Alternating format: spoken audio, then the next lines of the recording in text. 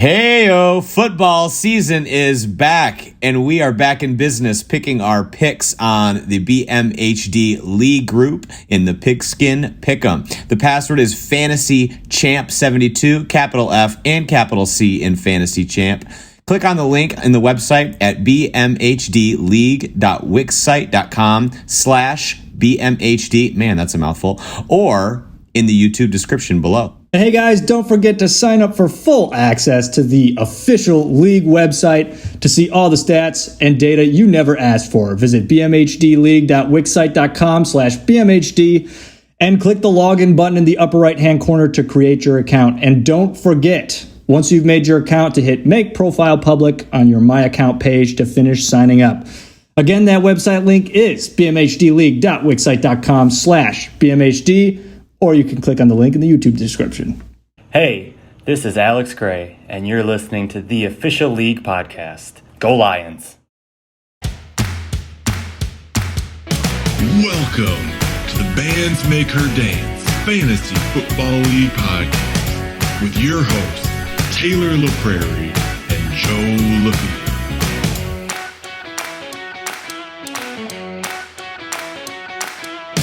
What's up, my guys? Oh, we are back, baby. Football is back. I'm pretty excited. You guys, all of you look very excited. But you're not smiling. I can tell, like, you know, I can see the excitement in your eyes. Well, they will have been listening to this in their car, so I'm sure they're still riding the high of the game that's happening between the Bucs and the Cowboys. That's correct, because we are a day late already. First pod of the season, already a day late, just like clockwork. Why are we late? Is it my fault again? I think it's all of our fault. We're all busy. Sorry, coming to you Friday morning, September 10th.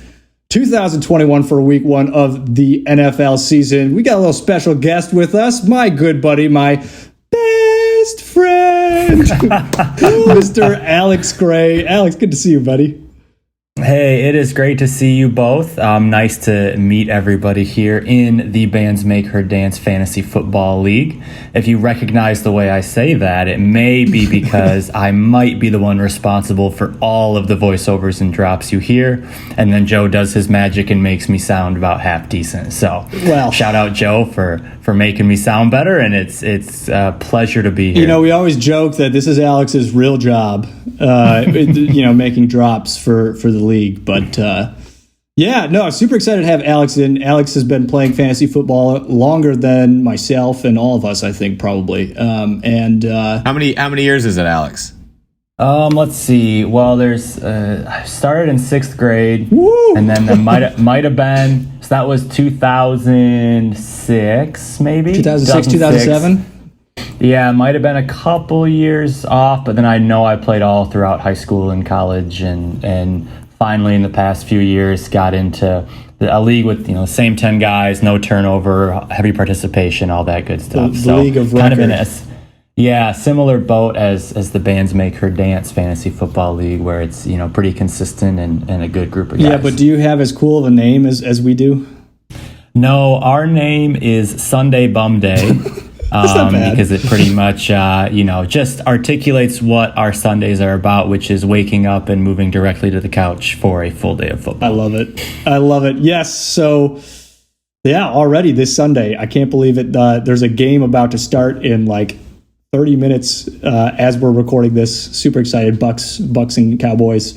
Excited to get into some football. Alex and I should mention this too, because we figured this out the other day, Alex, that our friendship is almost like able to drink. Yep, it can vote, which is great. It can vote. It's a legal adult. It's like it's 20 years old. I counted because I went back and so one more year and then our friendship can drink. So that's pretty impressive. I thought that was pretty fun. Speaking of drinks, boys, So do we all have beers tonight? Is that Can you give me another beer, please? Is that something we're cracking into? The mountains are blue. Yeah, that means it's cold. Oh man, little Coors. Mm-hmm. Yeah.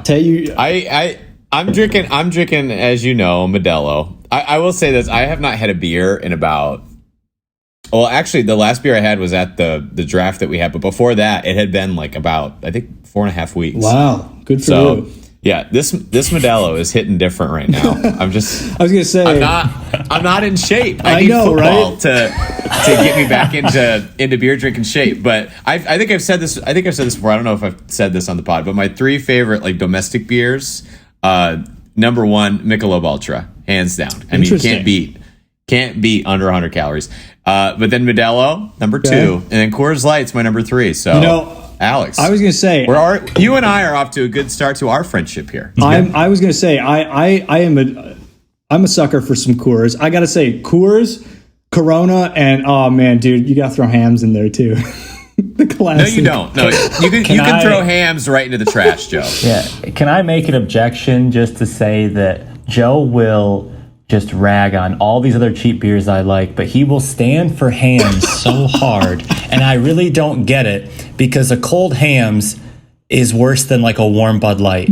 And I don't understand where his love for hams comes in, where he can just rag on all these other beers, but hams. It's all about the experience. That's what it is. Here's my thing with hams. You don't ever see anybody drinking hams, so I just think that when you go into like a grocery store and it's sitting there, it's probably been sitting there for like over a year and a half. So like, that's my guess. It is a dusty, rustic beer and borderline ancient. It's probably been there way too long, Joe. Yeah, I saw someone. It's not like wine where it gets better with age. It's not. I'm sorry. I saw someone so I went to Grand Rapids last weekend for my draft, and we went to watch Western Michigan get slaughtered by the University of Michigan. So sad. We were at one of the local neighborhood bars, and a guy, a Michigan fan, had a Hams shirt on and was drinking a Hams at the bar. Okay. So I know he's a Michigan fan, Joe, but I think you have found your new next best friend. Now that you've told me that, I may need to change my thoughts on hams, because I will not associate with that man. I will say I'm not drinking hams tonight. I got a little Neon Giants from Omegang. It's pretty good, but it slaps. And I just got back from the gym and haven't eaten dinner yet. So we might be in for some little crazy podcasting here. What kind of beer is it? What did you say? What kind of beer is it? What kind of beer is me. it? It's an IPA. Good old hazy. Okay. Well, like looking at the can, it looks like it's like one of those like Mountain Dew energy drinks. So I was a little concerned. Fortunately, it's not. All right. Well, we got a lot to get into. Some news, draft recap. Power rankings are finally back today. And we're going to get into some of the matchup previews, which is going to be lots of fun. Let's jump in. News from around the league. Dude, I need to like trim the old mustache. It's starting to like I'm starting to get food in. That's it's perfect. not good. I had like lentil soup. Thomas and I right now are doing this like Mediterranean diet we're trying to do it for 3 weeks. So I'm like having like lentil soup, and it got like all my mustache got like lentils in it. It was it's gross. A snack for later, right? Yeah, but hey, to the haters out there during the draft making fun of me for my mustache, you just wait. You just wait till we play in fantasy here, I'm gonna get revenge. I'm telling you, come on, revenge of the stash. Every single person that has seen you with the stash thinks it's a victory. Like, you look good with a stash. I'll say that. I'm a big fan. Big fan. Oh gosh. Well, we're not even to the first game yet, and I'm already done with fantasy because of certain events. Literally 3 hours ago. Yeah. I don't think I need to say this. Dak is a full go tonight, Thursday, but you'll be hearing this tomorrow. I'm sure he had a great game. We'll see. Evan Engram, doubtful to play this Sunday. Not like anyone was planning to start him. Saquon Barkley is expected to start week 1. That's big news for Thomas. I don't know what we'll see with Saquon in week 1. I guess I don't know where he's at injury-wise. There's been thoughts of him having a slow start. There's thoughts of him just coming out and balling out like normal. So, well, he's definitely not going to be the check down king that I think he was with Eli. I mean, Daniel Jones will probably fumble the ball more times than into Saquon's hands. Like, that will be the handoff. That's his only hope. Right. Yeah. He fumbles it into Saquon's hands, and yeah. Golly, Daniel Jones, is he bottom 5 quarterback in the league? Would you say bottom 5? Easily. Yeah. Well, what? Who else? Kirk Cousins Tyrod and then Taylor. Daniel Jones. Tyrod Taylor. Yep. Yeah. Okay. Andy Dalton. Okay. Yep. Teddy Bridgewater. No, I'd take. Okay, I guess Daniel Jones is bottom five. Wait, now this is only starting quarterbacks too, so don't throw like Drew Lock in there because I would have Drew Lock in my bottom five for sure too. But what about Sam Darnold? Yeah, that was going to be my question. Sam, what about Sam Darnold? I think Sam Darnold has escaped the curse of Adam Gase and will be a lot better this year, much like Ryan Tannehill took off and some other players as well. I think so too. So I think I have to recant my statement. Daniel Jones has to be in the bottom five. All right, what about Jared Goff, Alex? As the resident Lions fan, we have many Lions fans in our league, as you know. He went to the Super Bowl. He did. I think he gets a little too much, I think, undue criticism because he did have the injury last year and he was a very productive quarterback for some of his time. I mean, I know it got worse last year, and obviously he's not as talented or as productive as Matthew Stafford is going to be in LA. But I think he is on that Jimmy Garoppolo tier of guys that, if you have a good team around you, can do enough to get you where you need to go, but he's not going to win you any games by himself. Yeah. That Jimmy G at this point in his career, Carson Wentz kind of tier, because Carson Wentz, we haven't seen it, for a few years, just like Goff was really great a couple of years ago.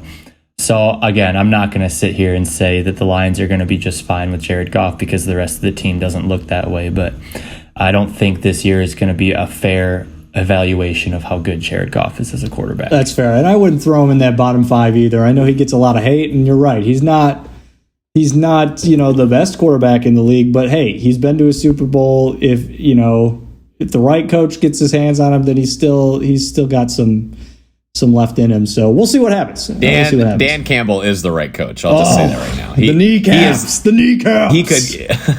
He could coach any team, and they will win a Super Bowl in 3 years. If a little mini plug here, there was a really great article on The Athletic about Dan Campbell that I think is worth a read just for him as a person and a coach. It was really cool. All right. So, there you go. You hear that, Pooj? You better book the Lions in the Super Bowl in 3 years. All right, moving on. Lev Bell and now Devonta Freeman have been added to the Ravens practice squad. Both of them will now definitely be moved up to the 53-man roster because, big teardrop, Gus Edwards likely out for the season with a torn ACL. I don't know what it is with the Ravens because Taylor and I were talking about this too. About a couple hours ago, Marcus Peters also tore his ACL. So there's something like going on in Baltimore right now where everyone's just tearing their ACL. Yeah, it's not good. But I will say this. Devonta Freeman has become fantasy irrelevant. He's on the 53-man roster. It's time for me to spend $53 fab dollars on him. I thought you spent $80 last year on him.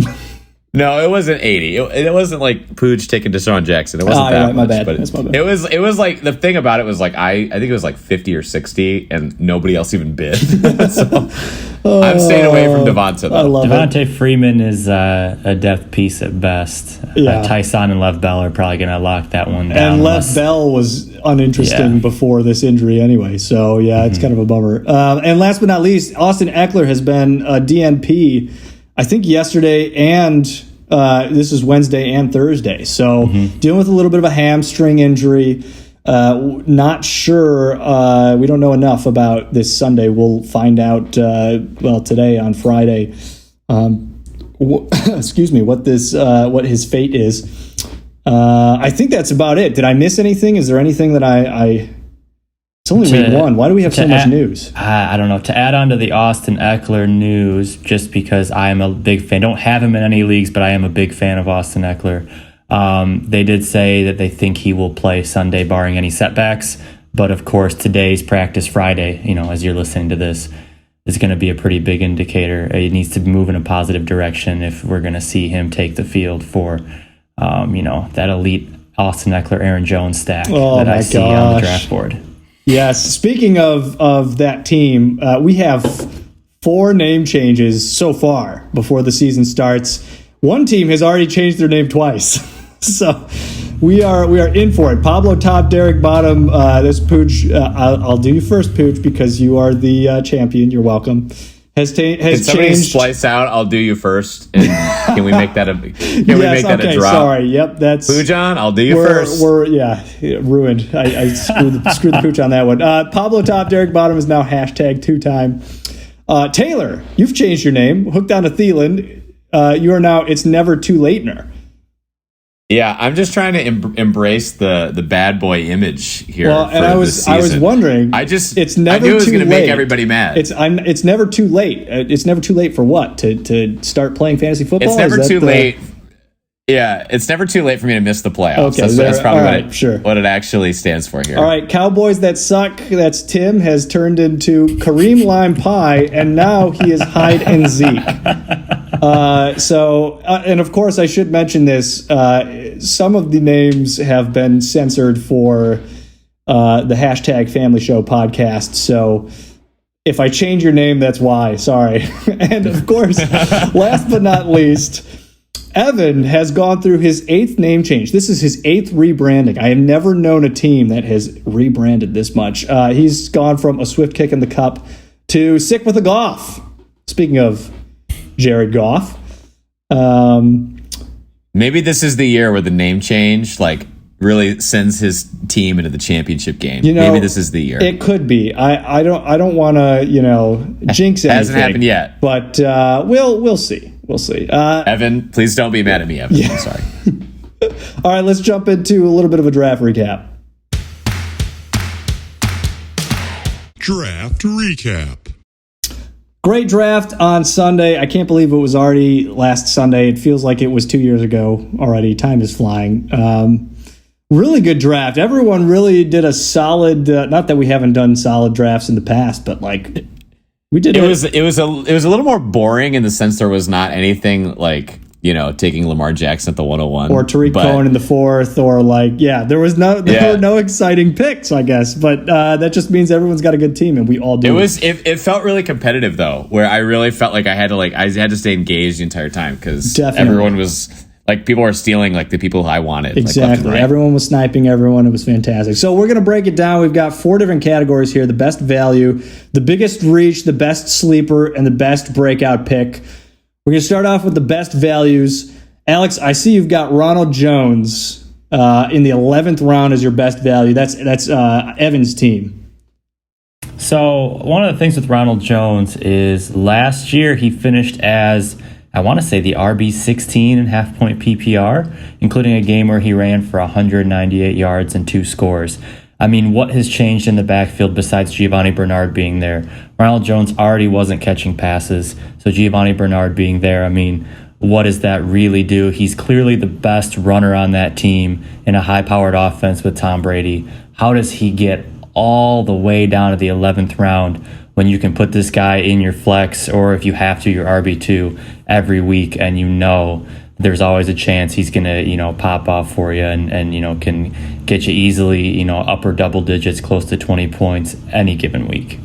Yeah, I'm a big fan of Ronald Jones. Of course, we don't know what he's going to do, what he did last night, since we're recording last night. But I'm sure he was before the game, he's primed for a big game against that porous Cowboys defense. And in the 11th round, that's just a steal. Very good value pick. This might look stupid Friday morning if Leonard Fournette comes out and gets the majority of the carries. But if, knowing our luck, it does look stupid. But, that's whatever. All right, Taylor, how about your best value? Yeah, my best value is Tim taking in the 13th round Tom Brady. I was very, very surprised with the lack of quarterback taking in the single digit rounds. That really threw me off because I was eyeing Tom Brady. I think, Joe, I think you view him as a top 5 guy. I don't view him as that, but I definitely view him as being in the top 10. Off the top of your head, what do you think Tom Brady finished in his first year with the Bucs, learning a new offense, learning all this new stuff? What do you think he finished last year? Well, I know it was a top 10 quarterback, but if you put, and I'll explain this after your point is done, but the second half of the year, I think he was top 5. Second half of the year, top 5, but overall, he was the quarterback 7. Yeah, and to get somebody that was at 384 points overall for the season, I mean. If you look at the distance between the 1 through 7, to get that in the 13th round, that is crazy value to me. If I knew that he would have been available in the 12th, I know for sure I would have passed on Aaron Rodgers and gone down and waited to get Tom Brady. I thought that was great value. I will say though, with him also having Lamar Jackson, I don't know. I feel like Lamar Jackson's a guy you kind of just need to set him and forget him and just hope for the best. I don't know. Lamar Jackson, he's going to have games, it feels like, where it's like 16 points and he's terrible. And then he goes off and rushes for 4 touchdowns. And so, I don't know. It'll be really interesting to see, what Tim's decision making is on who he's starting and who he's sitting between those two quarterbacks. Yeah. And we talked after the draft too, you and I, and had I known, and this was my only bummer about the draft. I took Kyler in the 4th or 5th, something like that, because, Kyler in the 4th or 5th is a value. But Tom Brady in the 3rd, if I had known Tom Brady was going to fall that low, I have him as my number 5 quarterback in my rankings for the year. So I would have been so happy to have him that late. I mean, if you look at the second half of the year after the Buccaneers bye last year, they were 7-5 if you remember going into the bye. After the bye, they came out and just tore everyone up, won the Super Bowl, as we all know, and just he was a top 5 at least, if not top 3. I can't remember off the top of my head, but he tore up the league, and he knew the offense by then. This is his second year in Tampa. As much as I hate Tom Brady, I wanted him on my team. I would have taken him, and had I known, I would have taken him. I remember when you went. every time I think about Tom Brady, I think about when you went 0 dark 30 at the Super Bowl last year, and everyone was reaching out as Joe. Okay, to think that he was going around it was KJ Hamler, Tony Pollard, Tom Brady, and then Philip Lindsay, Elijah Moore. That's just insane value. Very late. My best value was one of your picks, Taylor, Darrell Henderson in the 7th round. I know everyone's getting a little bit nervous about Sony Michel coming over and being in that role with Darrell Henderson. I'm not so concerned. We know that Sony Michel hasn't been that productive of a back in New England. Not saying he's not going to get work in LA, but we saw last year with Darrell Henderson, with Cam Akers when he was healthy, the Rams running back is valuable. And I just see Darrell Henderson getting a lot of that PPR work. He could get vultured at the goal line by Sony. But, again, between the 20s, I think it's Darrell Henderson's game, and he's going to get a lot of catches, which, when you're full PPR, that's going to be a real big boost there. And so in the 7th round, to get the starter for the Rams, I think the Rams are going to be good this year. I think that's a really nice value pick there. I was so worried because when I was in my 6th round, I was really thinking Darrell Henderson, but I ended up going with Hawkinson.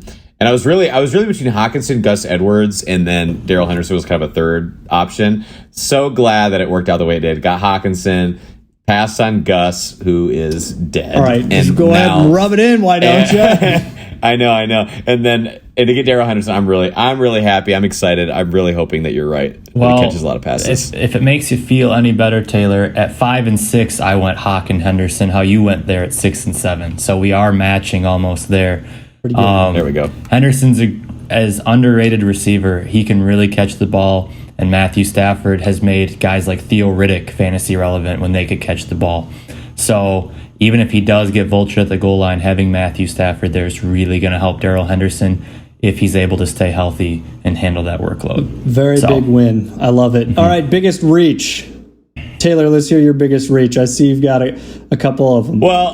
Well, actually, I have you guys go because you guys are gonna bring up the guys that I. All right, so I'm gonna go first. I've got Logan Thomas going to Kelsey in the 7th round.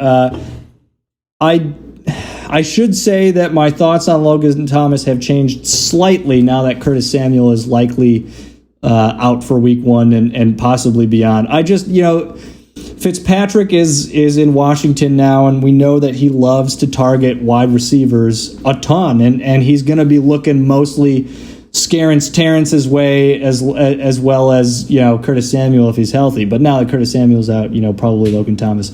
I just think what we saw from Logan Thomas was strictly kind of a result of what happened to the Washington football team with their quarterback situations, with their wide receiver room last year. I'm not saying Logan Thomas is a bad tight end. I just think in the 7th round, it was just a little too early for me. Yeah, I would agree with that. But you can take over, Alex. Oh, I was just going to say, Logan Thomas was Mr. Necessary last year, and Alex Smith loved J.D. McKissick and Logan Thomas. And like Joe said, Fitz is just going to sling that thing down the field.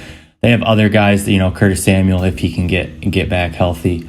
But also, I believe Adam Humphries is there now, too. Oh, and that's right. I know that's not a sexy name or something, but they brought him in for a reason. And it's just one more guy to compete with Logan Thomas. Not to say he can't do it again, but I view him much more in the tier of guys like Higbee and Goddard and, Noah Fant, guys that you could weigh down a little bit more than in that 7th round. Yeah, for sure. All right, who's your biggest reach of the draft, Alex? So it's not that I do not like this player. I just don't like him at the value he was taken, and that's Raheem Mostert. So I'm a big Niners running back guy. If you can get one of them, that's great. But in the 4th round, you just left a lot of value on the board, and it's just a guy you probably could have waited on. And it's not to say that I think he'll have a great week 1. He's going to tear up that Lions defense, unfortunately. And he's going to tear it up like Gus Edwards tearing up his ACL. By the way, just got breaking news alert. Breaking news alert. Marcus Peters and Gus Edwards torn ACLs. Oops. Well, big tear. And Mostert does tend to get banged up, and you also kind of have to follow the flow of the team. They drafted Trey Sermon. They moved up to get Trey Sermon. He was a great running back at Ohio State, even though I don't love Ohio State, but he was a great running back at Ohio State. And, it's not going to be just Mostert's backfield. He's going to be good while he's healthy, but those are some big ifs in the 4th round. All right, Taylor, you kind of highlighted both of ours.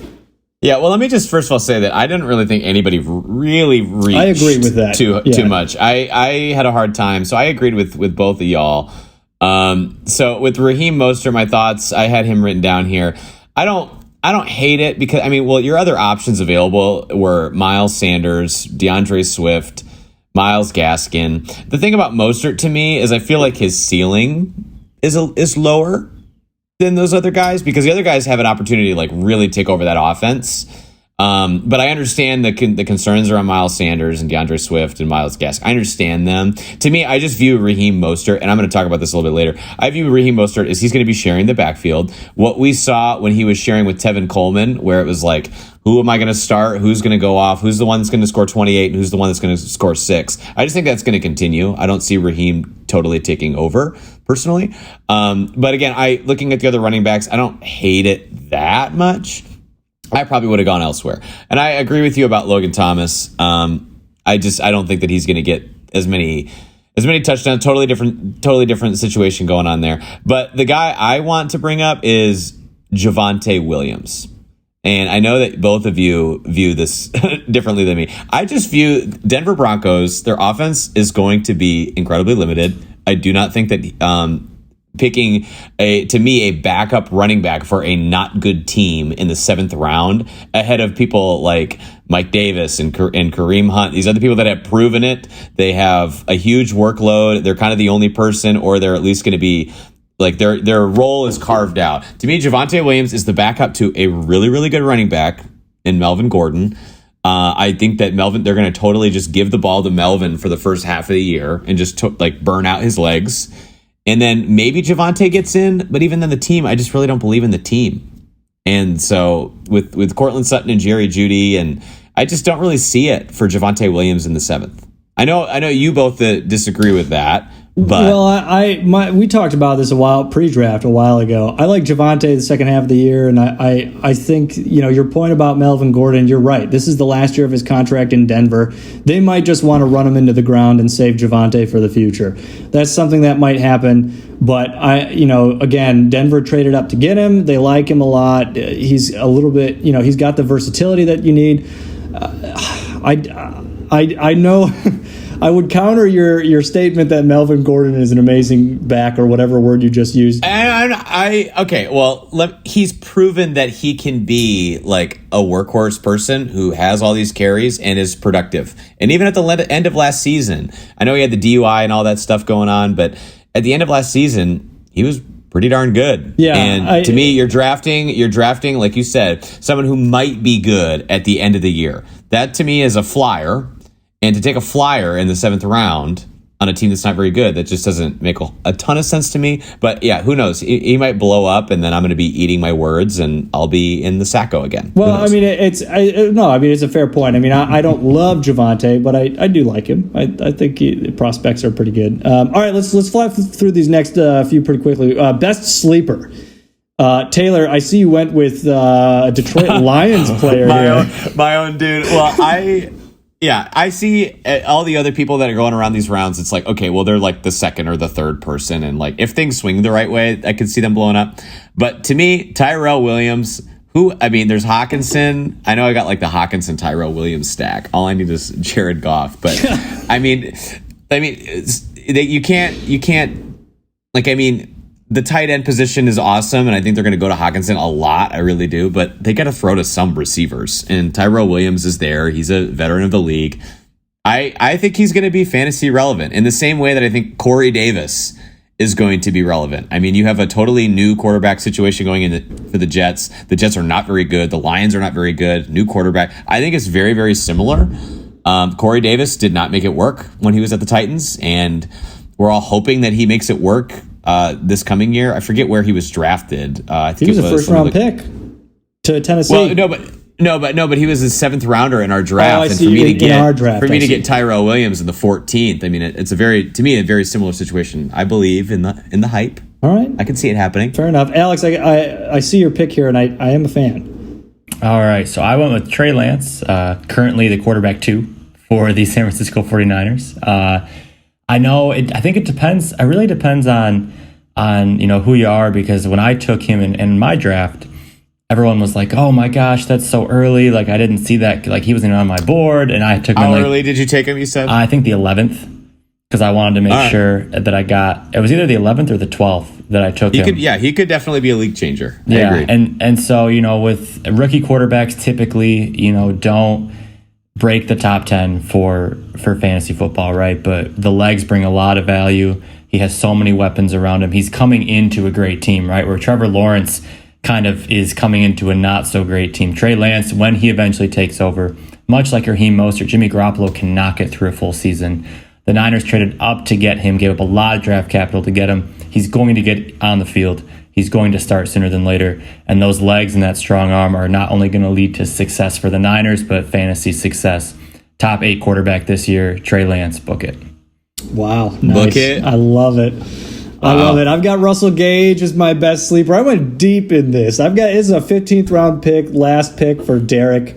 I got Russell Gage from the Falcons. I just think hey, you look at Atlanta's offense and what they are going to have to do this year. Their defense is still terrible. They're going to have to throw the ball. We know Matty Ice likes to air it out. You got Calvin Ridley, of course. Kyle Pitts is going to be eating a lot. But, Russell Gage, I think, is, that flyer pick in the 15th. It's a solid pick. We saw what Julio and Calvin Ridley can do together on the field last year. And I know Kyle Pitts coming in scares a lot of people because he's kind of their wide receiver too now. But I do like Russell Gage a lot in that 15th round. Best breakout pick. Hold on a second. Was that the best sleeper or the best value? For me, it's the best sleeper. I think you're going to see Russell Gage have a pretty darn good season. You could argue value too because I agree with you. Great value. When I think sleeper, I think like somebody who could blow up into being something big. Well, you want to make a bet right now, Tyrell Williams or Russell Gage? I would probably err on the Russell Gage side. Honestly, all right. Yeah. What's the bet? I don't think the Lions are going to be very good this year. That's we all know that. I don't see Tyrell Williams as having a major season or at least being that much different. Yeah. Sure. Can I kind of third party and say what the bet should be? Oh gosh. Yes. So if Russell Gage, hold on a second before we do the bet, just say for the record, we had a bet last year and I have yet to be paid. I bought you barbecue. Paid. You were like, let's bet barbecue, and then you sent me a bill for $60. Yeah, but the bet was $100. No, it wasn't. The bet was like a pound of barbecue, and then you went and spent like $60 on a pound of barbecue. That's how much a pound of barbecue costs in Austin. Cost of living. You guys are ridiculous. Too pricey. Because what I was thinking for the bet is, Joe, if Tyrell Williams has more fantasy points than Russell Gage, you have to drink a warm Bud Light. I'll take it. if Russell Gage does outperform, yes, you could drink a warm Hams. All right. Yes, I am. Does that sound good? Book it. Can we go instead because of injury? Can we go like who has more fantasy points per game?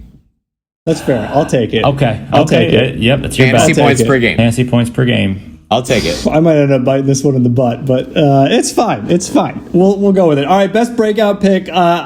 I've got Brandon Ayuk in the 6th round, drafted by Pooj. I have been a big fan of Brandon Ayuk this offseason. In fact, in my list of second-year wide receivers that I think will break out, of course, we've got CeeDee Lamb as number 1, but Brandon Ayuk is number 2 for me.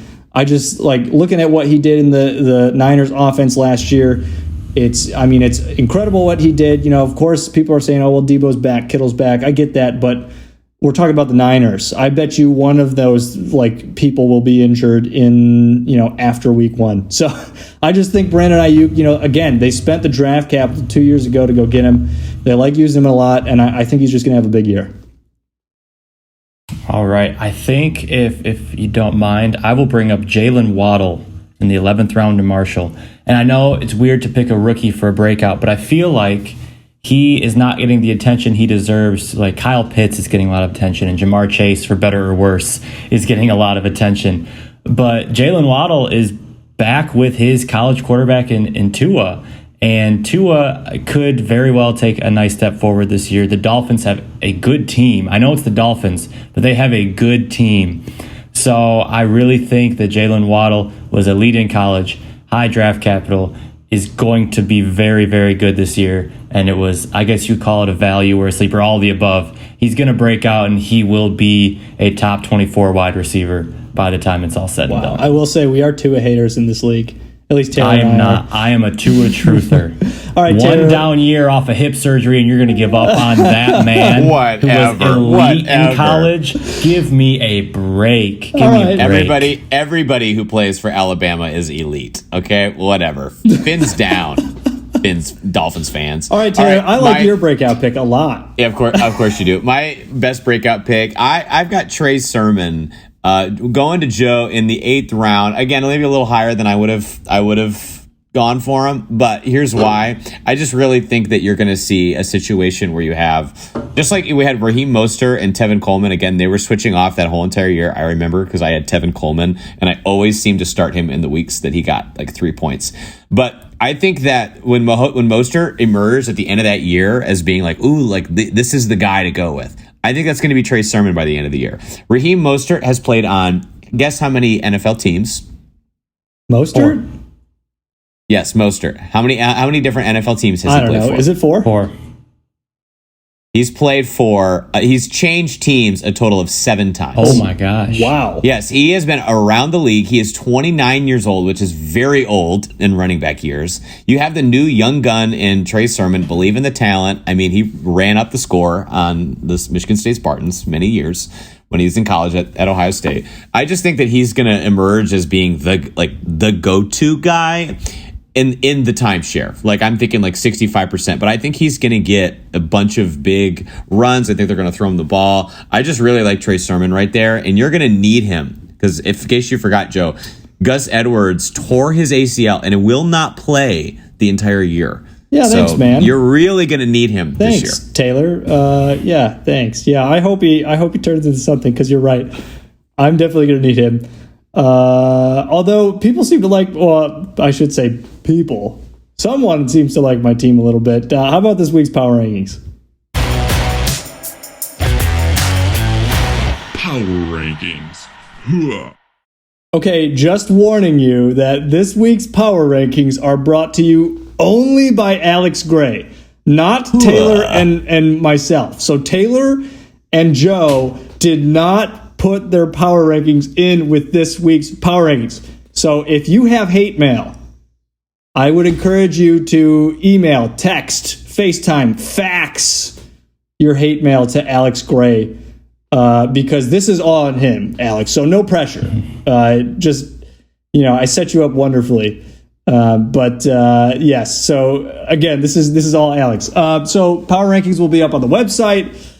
Cool little trend graph up there now too. That'll be fun to watch over the next couple weeks. Okay, Alex, so take us through it. We're going from 10 to 1, so from the bottom to the top. Give it to us. Bottom of the top. Okay. So I do want to preface this by saying no influence from Joe or Taylor on these power rankings. Thank you. You can get my phone number and or email from Joe if you're really that upset. But I will say, though, Alex, even though you saying that, you know that just like went in one ear and out the other. Like, I know. Okay. I know. Just making sure. Yeah. Anyway, you got me almost like distraught as I'm doing this. It's okay. I'll protect you. No, I'm just messing. I'm just messing around. All right, I do want to say also that I don't think anybody had like a truly like bad draft. I think there were some strong starts that were finished up with some questionable middle and end rounds. And to kick that off, number 10, and Lisa, Kevin, your team, Dalvin, what an anchor running back. But oh boy, after that it got kind of weird. So we saw Darren Waller had a great year last year, but that's probably the ceiling. And I just don't know if Raheem Mostert and Josh Allen return on that fourth. Was it Josh or Keenan? I just wrote Allen. That's a mistake. Josh Allen. It was Josh Allen. That's what I thought. Yeah, because Keenan in the fifth would be great. Oh, yeah. Anyway, with Mostert and Josh Allen return on that fourth and fifth round value, I mean, those are some high picks. I mean, I'm a big Jerry Jeudy fan. Love him as a breakout this year, but snagging him in the sixth as your number 2 receiver with Deebo Samuel as your number 3 and Hollywood as your number 4, those last 2 guys have some big injury concerns, and then therefore I have some concerns about your team over the course of the season. I love it. All right, who's coming in at number 9? Number 9, the injured reserves, Kelsey. What happened after Keenan Allen? That's my question. It was so strong. Whoa. It was going well, and then what happened? I guess I'm just really low on Josh Jacobs. The O-line is decimated. The strength of schedule is so challenging, and he had his good games in positive game scripts when the Raiders won. They're projected for, I want to say, like 5.5 wins or something like that is the Vegas line. So, I mean, and then Adam Thielen, he could be elite again. I could be so wrong. But eventually the touchdown regression is coming, and he's getting older, and I would make a bet that comes this year. All right, that's fair. Slice it on Kelsey. I will say Justin Herbert, good value in the 10th. Oh, love that. Love that. All right, I can already hear him. Actually, he called me today, and I unfortunately was at work, so I couldn't pick up. Number 8, who you got? Number 8, Stat Pad for I can already hear him. I can already hear him saying that he was last in the very first power rankings. Well, he was 8. So Kelsey, great. Kelsey, an elite tight end, but there were so many good running backs on the board at that point. So many. Again, it's tough, especially in a 2-flex full PPR league, to not leave the first round with a running back. I get it. It's Travis Kelsey, but there are a lot of good ones left. And then for your first running back, you take Saquon. Elite talent, could be top 3. Is he going to play week 1 to full capacity? Then week 2, Thursday night, you're going to see full load there. Is he going to stay healthy? First year off the ACL. We just don't know, and it's just too many questions for me to move you any higher than 8. Ooh, buddy. All right, number 7. Number 7, Hyde and Zeke. Love the name. Tim, good value on DeAndre Swift and Chris Carson and Lamar. But then it just got weird. Juju, Brandon Cooks, Jamar Chase. None of those guys should even be close to your starting lineup. But here we are. Oh, no. Juju's the 3rd or 4th option, if you count Najee Harris on the Steelers. Brandon Cooks has Tyrod Taylor throwing to him, but Tyrod Taylor doesn't throw. He just runs. And Jamar Chase said that not having those little white lines on the football is too different in the NFL. And so it's an adjustment. I'd be a little concerned about that, Tim. I heard that quote, and it was just like that confirmed everything that we've heard about Jamar Chase's offseason of like, wow. Boy. All right. That's all I'm saying. All right, number 6. Who you got? Defense whisperer, Marshall. I loved your top half of the draft. I love Tyreek Hill. Think he could end up being the wide receiver 1 this year. And Allen Robinson, I also have inside of my top 10. Both are on my league of record team as well. So I love those 2 guys. But I think you went too early at quarterback for Dak. I mean, Tom Brady went in the 12th or 13th round. Dak's coming off a broken ankle or dislocated ankle and the lat injury. So it's a little too early for Dak for me there. And then Dallas Goedert still has a Zach Ertz problem. As much as talent as I think Dallas Goedert has, Zach Ertz is still there, and he's still going to be annoying. So that's my biggest. I agree with a lot of what you're saying. That one to me should be a lot lower. I will say that, and I'm sorry, I don't want to make an enemy out of you, Marshall, but that he might be my bottom team. Whoa! Again with Nick Chubb, he's sharing it. I know, like, we all believe in Nick Chubb. I love Tyreek Hill. James Robinson, I don't think yes, he was amazing last year, but clearly the Urban Meyer regime does not believe in James Robinson. I mean, they drafted somebody above him, and all reports were before he had his Lisfranc injury that he was going to be the starter. I like Allen Robinson a lot. Julio Jones always is fighting injury, totally new situation. I like Dak, but then after that, it's just like, I don't think any of these guys are going to hit personally. So I will say I think he might be my number 10. But fair enough. Very kind of you, Alex. So I love Nick Chubb. And I love James Robinson, so that's where I think we differ. I understand the concerns, don't get me wrong, but I'm a big Nick Chubb, big James Robinson guy. All right, Alex, take us through these. We're in the top 5 now, the upper echelon. Take us through these top 5. All right, you're going to hear mostly positives out of me now. So the guys 5 through 1, you can pat yourselves on the back. You can toot your own horn, because Pujan, number 5, hashtag 2-time. I love the blend of ceiling and floor you got with your guys. So JT and Najee, great. CD and Deontay, you got the high ceiling, high floor guys. And Patrick Mahomes, the OG number 1. Love Pat Mahomes. My dude. All right, coming to number 4. Number 4, Fresh Prince of Elair, Derek. Balanced across the board with some nice upside picks, including a nice 5th round selection of Miles Sanders. So I think everyone's a little too low on. And waited on quarterback, got Walmart Mahomes, Ryan Tannehill, as I like to call him, Walmart Mahomes. Great, efficient quarterback, going to be really nice for you. Didn't have to spend up. Great team. I love it. Now, okay, these next 3, and I can already hear everyone saying, "Oh no, you totally paid Alex to come on the pod." All right, who you got as the top 3, Alex? Oh my gosh. Well, it's never too late. Taylor at number 3. He managed a complete and elite running back room. And TJ Hawkinson is my favorite tight end after the big 3. If any of you are on the Fantasy Football subreddit, I wrote up a big piece on TJ Hawkinson, full projections, everything he can do to make the big jump. Very bullish on TJ Hawkinson, so I couldn't leave a team that took TJ Hawkinson outside of my top 3. Alex has plugged to be a writer on our show or like on our website too. We might have to because these Reddit posts were pretty impressive. So we might have to employ him here. But Alex, I'm sorry, I can't up your pay. That's all right. I make almost as much here as I do at my regular job. All right, who's number 2? Number 2 comes in Teddy Bruschi's Joe. Look, when you start with Christian McCaffrey and Justin Jefferson and Kyler Murray, all 3 could be number 1 at their position. So whether it was Joe or anybody else that started with that, the number 1 pick was always going to be high in the power rankings unless you really mess something up down the draft. I love Chase Claypool, another guy that was one of my guys this year, did a nice write-up on. I think he's going to break out in a big way. Although the Gus Bus injury really does hurt here. I didn't have time to go through and adjust. I was about to say, I think we might need to flip 3 and 2 because I'm sorry, but running back depth, like, I love your first 2, but like right now he's looking at in the flex, like Trey Sermon or OBJ. No, I'm flexing AB and Claypool this week. What are you talking about? Oh, that's who you're flexing? Yeah. Oh, okay. That's so fair. no, but I agree. Based on bench depth. Yeah. No, I agree because I said before the show, I was like, Alex, how do you still have me at 2? That Gus Bus injury pushes me down. When you have to mow the lawn after work, you don't have time to really reevaluate. So I think if I was to go back through it, probably would have knocked him down a spot or 2.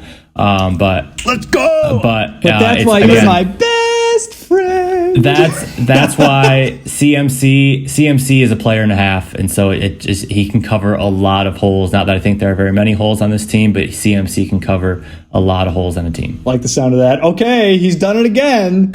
Number 1, Evan. 1 pick, the best draft, Evan. Sick with a Goff.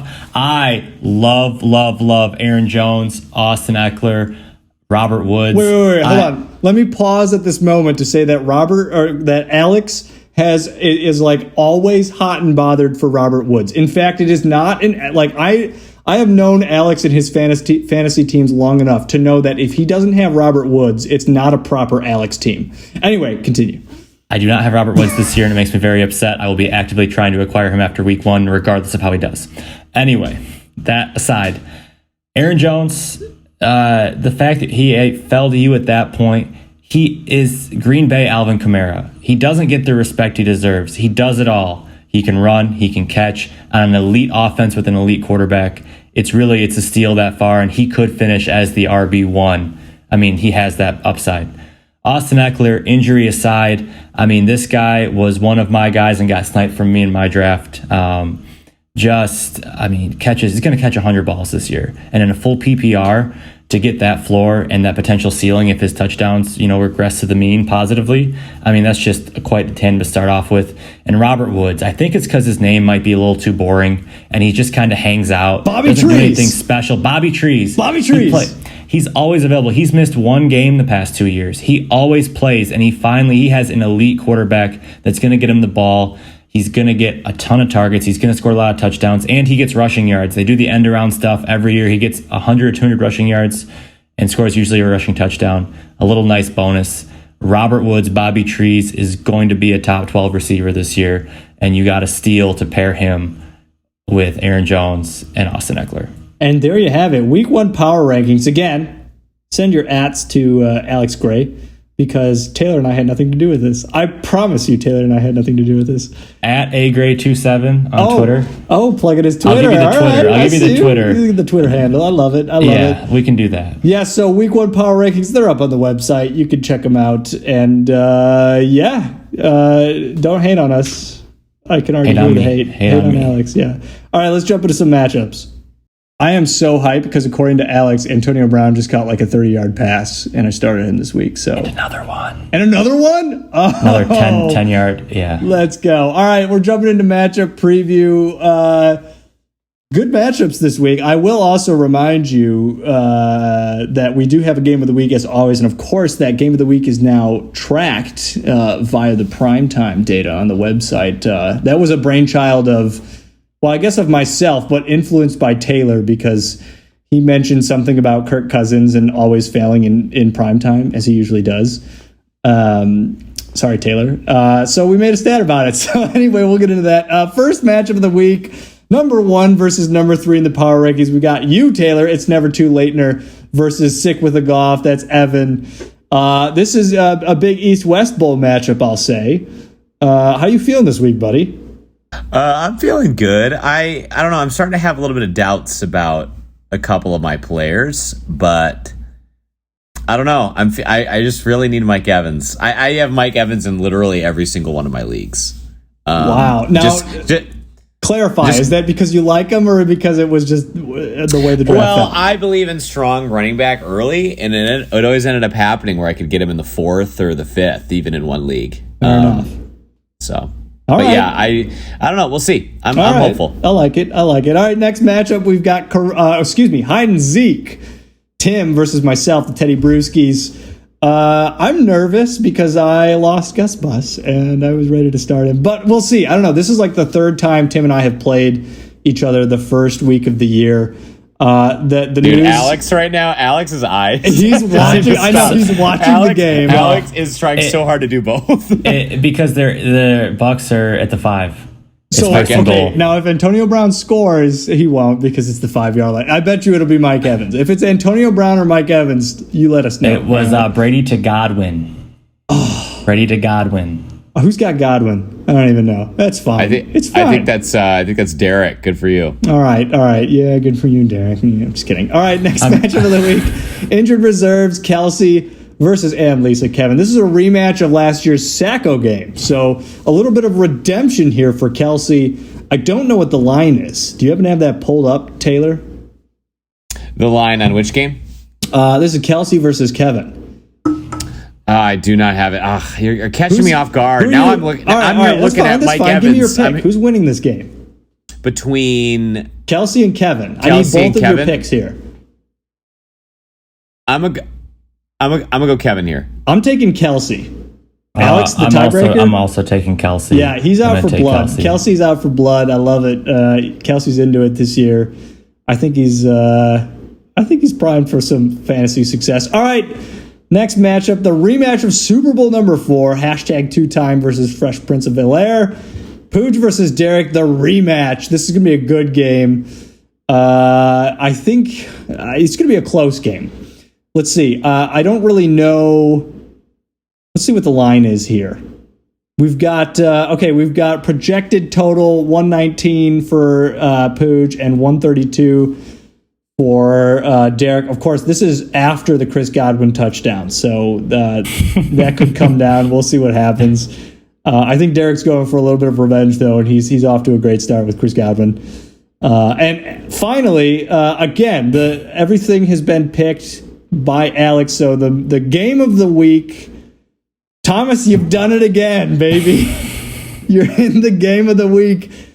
Yet again, it's Stat Patford versus the Defense Whisperer. Alex, why is this the game of the week? Take us through it. All right, so it's an unlikely game of the week, as I know. It's not a marquee matchup, but it's Team 6 versus Team 8. And when you get into that range of the power rankings, it's really, are you going to claw your way out? Are you going to get into that top 5? Are you going to push for the playoffs? Or are you going to start the year in the basement, falling from the mid to late rankings where you were down to the bottom? And it's, no games are must win, but when you're starting out that point of the power rankings, it does not feel good to lose your first game and stay buried. If you win your first game, you can start off on the right foot, and the world's your oyster at that point. Spoken like a true ESPN analyst. Just kidding. All right, we've got a brand new segment. Let's jump in. Story time!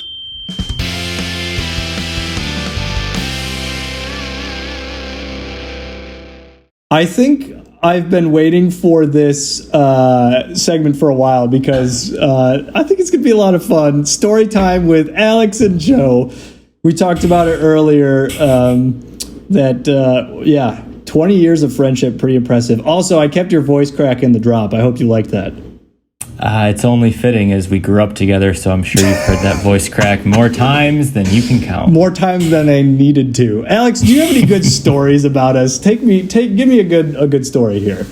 Well, I think I'm going to stay on topic. The first time we ever played fantasy football together was in 6th grade. It was a 4-man league, so the rosters were pretty loaded. It was me and my dad, and it was supposed to be then Joe and his dad for the 4 teams. I think he came to draft, though, right? He did, because you wanted to do it together. Right, so my mom ended up hopping in, and so it was me, my dad, my mom, and then the father-son duo of Joe and Uncle Bob, Joe and Dr. Bob over there. And I do remember, I want to say I won that league, but it was on the back of Tom Brady and Randy Moss's historic season. But I also had Peyton Manning, so don't worry. I took 2 elite quarterbacks in 2006.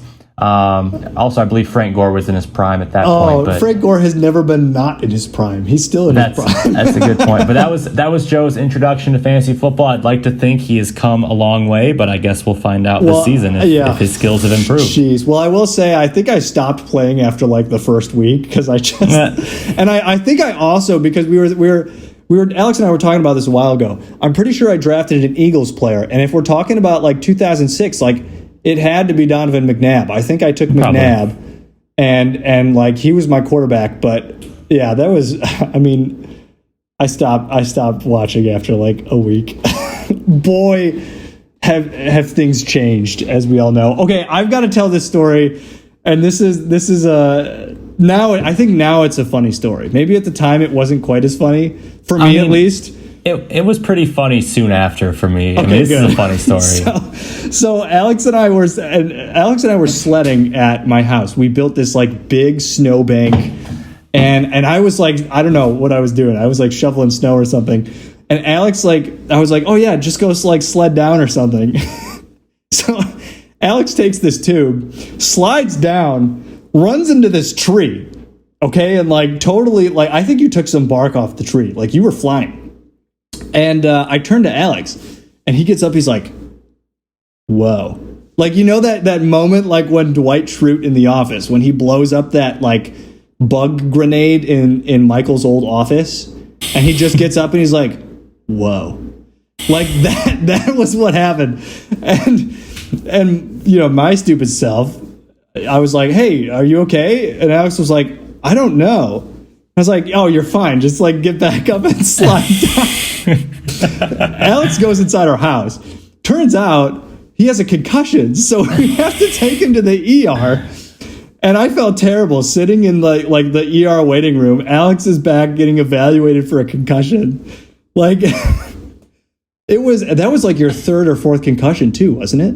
Yeah, that was, sometimes I'm surprised I'm still, speaking in coherent sentences without much damage my brain took. Sometimes you don't. That's true. I set myself up for that one. Taylor, have you ever had a concussion? No, I've never had a concussion, never broken a bone. I've been pretty lame. Wow. Yeah, I've broken some bones in some lame ways though, so don't feel too bad. Wait, how many concussions have you had so far? No, because I remember you were playing football and then you had to stop because if you got another concussion, I got the last one when I was playing football. That one, that was probably my third or fourth by the age of 12 or 13. So that was probably too many. Yeah. That was probably too many. But anyway, so I wasn't going to go inside, and then I kind of felt my face, and I was like, this feels a little bumpy, a little cut up. And then your mom about had a heart attack when she saw me when I walked inside. So that was, but it was Christmas break. I had time just to hang out at home. It was fine. It was all good. What a time to be alive. Okay, Alex, you have another fantasy story for when I tried to play fantasy baseball one year. 1 year. So I've been playing fantasy sports for a long, long time. We played fantasy baseball 1 year, and it was Joe's, I think, first year playing fantasy baseball. And a guy by the name of James Loney, if any of you are baseball fans might remember James Loney, played first base for the Dodgers in his most prolific times and also played for the White Sox for a little bit. Well, spring training rolls around, and it's the end of spring training. We already drafted, and James Loney got cut, sent down to AAA, and Joe texts me and goes, should I keep him? I was like, no, I don't think you need to. He goes, well, what if he gets called back up? I was like, Joe, if he was bad enough to get sent down to AAA, I don't think he's going to do anything for your fantasy team, even if he gets called back up. That'd be like, I don't know. No. That'd be like throwing Duke Johnson on the roster because he got signed by the Jaguars practice squad. This would be the equivalent to picking up Todd Gurley right now. Like that's what this was. To be fair, Dak Prescott to CeeDee Lamb touchdown. Nice. Dang it, Pujon. Ugh. No, Thomas has CD. I thought Thomas had Amari. Oh, you're right. Yeah, Pooch has CD. You're right. I am playing against Dak Prescott tonight, so that was a bit of a bummer, but it's okay. Man, we're all suffering together. I wasn't going to escape Dak tonight. It just wasn't going to happen. All right, last story I have is a fun story. Alex and I don't know if you guys know this. Alex and I are, obviously baseball fans. I'm a baseball fan. Alex is too, probably more so than me. We played baseball through high school and everything, and we got super into wiffle ball when we were young too. We ended up building this is Alex's idea. I helped him. But we ended up building an entire wiffle ball field out in this cornfield. It started at his old house, and then we finally moved it out to it was a hay field, not a cornfield. Mm-hmm. But I kid you not, we had this mini regulation sized wiffle ball field out there at Prestwick Park, right? That was the name of it.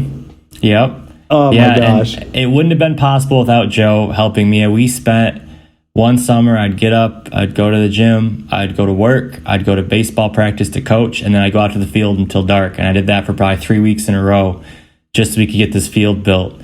And it's something now that I live out of Michigan. I live in Indiana now. I definitely miss that and want to build something like that again. But don't let Joe kid you or be too modest. It would not have happened without him being there to be some of the more creative mind that he is when we ran into problems or just to develop concepts. So shout out Joe for helping me create some great memories for a lot of people that came out and played at that park. Oh, it was super fun. I loved the late summer nights hanging out, hitting dingers, just having a good time. And yeah, maybe if I get around to it, maybe I'll throw some pictures up. I know I have some lying around here of Prestwick Park, but super fun. I'll send you some too. I got some. Beautiful.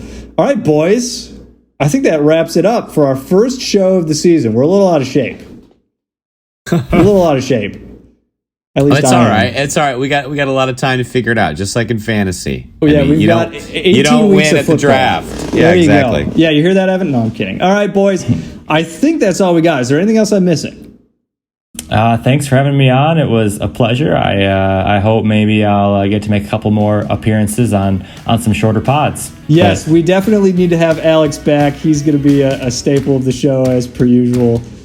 Always good to see you, gentlemen. And man, fantasy football week 1. Good luck. Good luck, everybody. Good luck, guys. All right, peace out, boys. Come on, Mike Evans. Bye, everybody. We'll see you next week. Thank you for listening to another episode of the Bands Make Her Dance Fantasy Football League podcast.